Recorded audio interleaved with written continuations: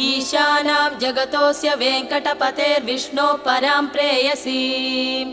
तद्वक्षस्थलनित्यवासरसिकां तच्छान्तिसंवर्धिनीं पद्मालङ्कृतपाणिपल्लवयुगां पद्मासनस्तां श्रियम् वात्सल्यादिगुणोज्ज्वलां भगवतीं वन्दे जगन्मातरम्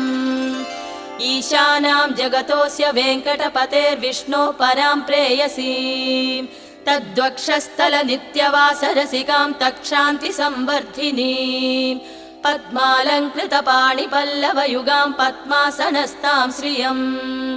वात्सल्यादिगुणोज्ज्वलां भगवतीं वन्दे जगन्मातरम्